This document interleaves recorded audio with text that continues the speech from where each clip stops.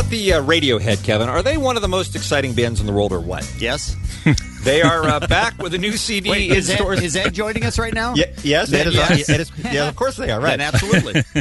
They are back with In Rainbows, of course, their highly controversial new album, which has not only been a huge download for the band, but is the number one album in America in the CD charts as well. It is in stores now, again, called In Rainbows. Ed O'Brien, guitarist from the band Radiohead, joins us here on the world famous. Good morning. Hey, good morning, how are you, gents. my friend?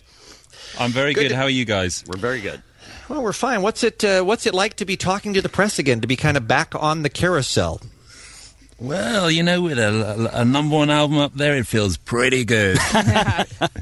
Now, this of course was big news because you made it available for download, the CD, and people could pay what they wanted for the CD. Do you have kind of general numbers of how much people paid, or was there a high?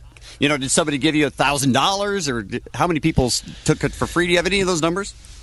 Yeah, well, the maximum that you could pay for it was £99.99. We thought we'd put a cap on it there. Okay. And as far as the breakdown of what people paid, I think it was about 50-50 on about, I think it was about 1.2 million downloads. 50% paid, 50% didn't pay. Okay. Mm-hmm. And so it was good. It was an experiment. It was a lot of fun to do. It was very exciting because no one, apart from outside of the band and apart from 3 other people in the whole world, knew that we were going to do it. So it was it was nice to drop that one.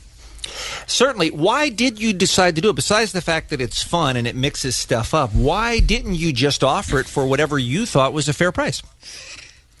Because I think we wanted to. Firstly, there's a whole issue of there's a whole generation out there now who expect to download their music for free, who get their music for free, and they're apparently in a lot of American college campuses, right? They don't have CD players anymore; they got hard drives. So we didn't want to. We don't want to criminalize them because this is another generation and this is what they do, and who are we to say that that's wrong? And this seems to be where music's going. That the recorded music, people are paying less and less for, and what people pay for now is, you go and see a gig, they tend to be what people sort of want to pay for.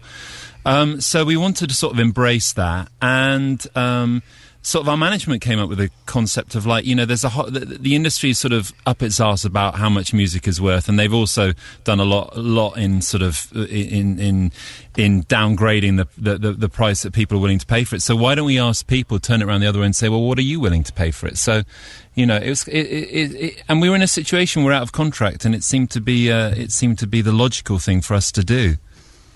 I think you'll appreciate this, by the way. Many of us here at KROQ, who are big Radiohead fans, had pre-ordered. We're all excited about the day the download was going to be made available to us. And then somehow the CBS Radio spam filter decided that we weren't allowed to see those emails. So all of us paid for it, and none of us got it.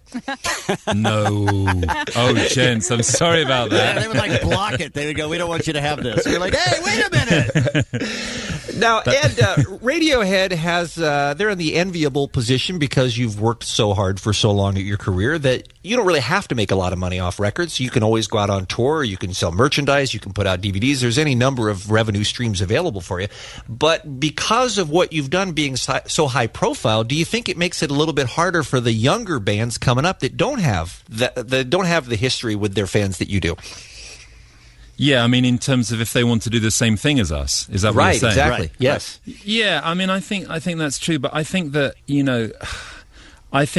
it could be a model in a different way that you could. I mean, what's exciting now, certainly in this country, is that live music is the thing that everybody's really into, and there's so many bands. And what's really cool is when we started in the 80s, like the mid 80s, the traditional route was that you go out and do loads and loads of gigs, and kind of records were sort of slipped in between in the initial stages.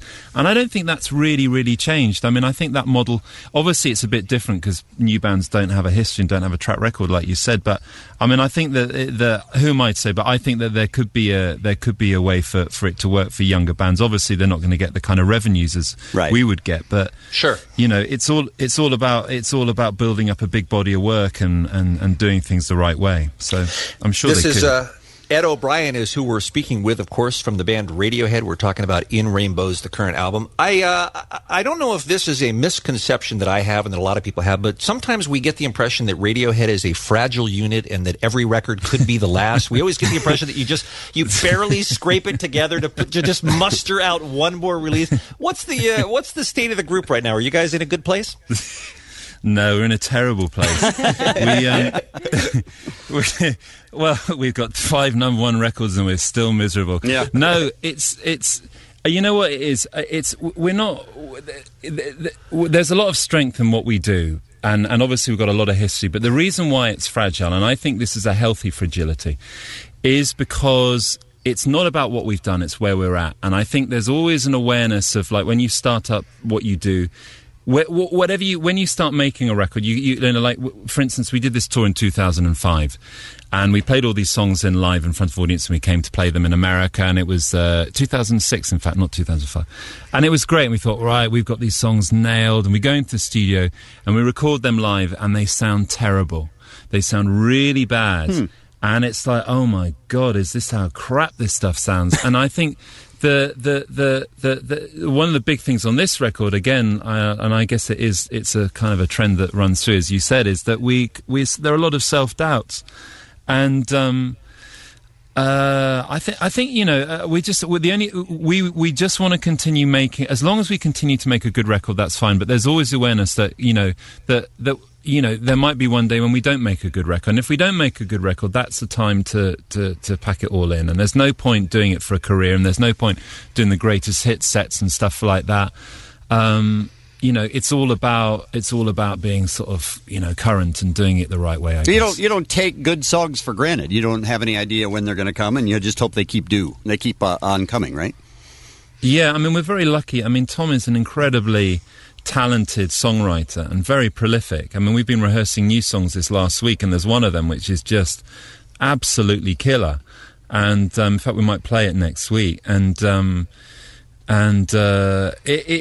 don't take the songs for granted. I think what was great about this record, to be honest with you, is the lyrics and Tom singing. That he's really upfront, he's really direct, he's really emotional. And he'd spent, after OK Computer, those records from Kid A through to Hail to the Thief, Kid A and Amnesiac, they were veiled, they were hidden. Right. He was uncomfortable in the position that he found himself. And then Hail to the Thief, they were kind of overtly political lyrics. But this is the first time for a long time since OK Computer and the Bends, that they're emotional, they're he communicates that pretty up front. I think you're absolutely right, and I think that's one of the things that people have really connected with on this record. Yeah. I have a question for you, Ed, that I'm going to try to phrase in a way that you don't think it's meant to be insulting, because it really isn't. I mean it with all with all due respect. No, this will go well. No, be direct. Don't phrase it in that way. The band has changed. I mean, you listened to the first 2 or 3 albums compared to the last 2 or 3. The band has definitely been on a journey. There's no question. I think a lot of that has been pretty well documented. Has there ever been a time in the group where all of the members of the band have not been going in the same direction, where somebody said, hey, I'm really into more of the traditional song structure, and the other guys have said, well, I'm really into more going in the esoteric direction, and there's been a little bit of a friction because of that? Because it's hard to get 5 or 6 people to go in the same direction at the same time for so long. Yeah. Yeah, you're right, but I mean, the thing is, thank God we're middle class. We never talk about it. We don't communicate. So good. I think, there have been times like that. I mean, but then you see, for instance, on Hail to the Thief, I remember thinking at the time, wow, this is a really direct record. It's been a while, hasn't it? And then a really good friend of mine who I've known since school saying, the really interesting thing about this new record of yours is there are no standard arrangements. There are no verses and choruses. I'm going, hang on a sec. I thought they were all pretty straight ahead, and so I think that of course we push and pull in different directions, but that's the strength of the band. I mean, I think that I come from where I come from personally is my sort of musical breeding ground was that whole post-punk thing, when you had stuff like XTC, right, and the Police, and these were bands that were within the pop format, were trying to do really interesting stuff, but it was also being sort of fairly upfront. And Whereas, Johnny takes Johnny for some who's probably going to be nominated for an Oscar for his work on There Will Be Blood, the soundtrack. Right. He's in a completely different field from me. He's, it's an incredible place. What he does is incredible, and his arrangements and his writing incredible. But I think the great thing about Radiohead is it's a place where all these things can meet, and there's no sort of like snobbery attached just because Johnny can write orchestral parts or can write these fantastic scores. It doesn't mean that he's, somehow superior to my my very basic music taste. Hey, by the way, if you guys are looking, I like 3 chords. If you guys are looking for another guitarist, I was playing Rock Band on Xbox 360, and I can really nail the guitar part. It just doesn't seem that hard. Really? Is it good, that stuff? Yes, it is. Yeah, I've heard it's really good. Play the drums, play the guitar. Let's talk. I know you're just about out of time. Let's talk about your tour. You're coming to America. Yeah. You're coming to Los Angeles. Of course. We don't know the date yet.